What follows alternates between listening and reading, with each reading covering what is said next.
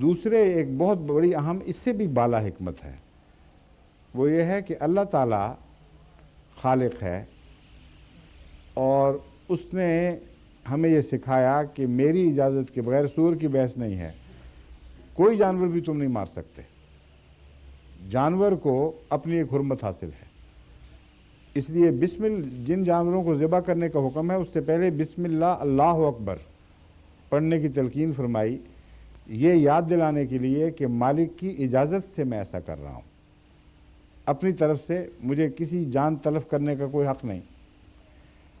اسی طرح جب ضرر رساں کیڑوں کو مارا جاتا ہے تو اس کے متعلق بھی اصولی ہدایات پہلے سے موجود ہیں کہ جو انسان کے لیے مضر ہو اس حد تک اس کو مارنے کی اجازت ہے، وہ سیلف ڈیفنس میں آ جاتا ہے۔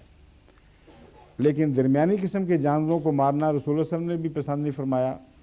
حضرت مسیح علیہ السلام نے بچوں کو بڑی سختی سے منع فرمایا کہ جو جانور کھانے کے لیے نہیں بنائے گئے ان کو مارنے کا تمہیں کوئی حق نہیں۔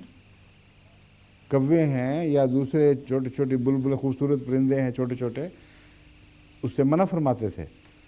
تو یہ اصول ہے اسلام کا بنیادی کہ زندگی خدا کی ملکیت ہے، زندگی کا احترام کرنا ضروری ہے اور خدا کی اجازت کے بغیر کسی کا خون نہیں لینا۔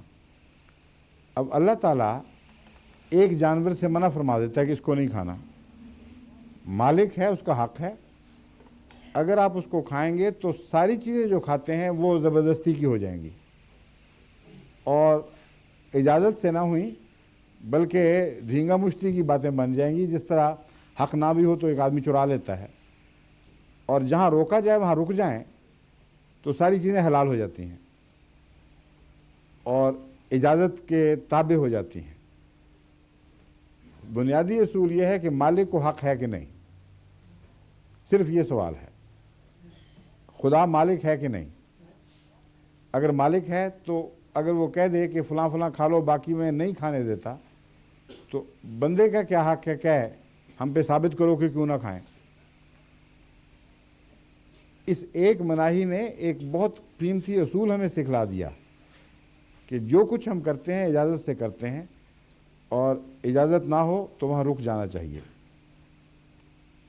جب یہ بات آپ بتائیں گے تو پتہ لگے گا کہ اکثر یہ سوال دہریت کے نتیجے میں ہے، کیونکہ خدا کا تصور ہی کوئی نہیں، اس پر ایمان ہی کوئی نہیں، یہ سمجھتے ہیں ہم وہمے کی وجہ سے رکتے ہیں، جب تک ہمیں سائنٹیفکلی نہ بتایا جائے کہ کیوں رکتے ہو ہم نہیں رکیں گے۔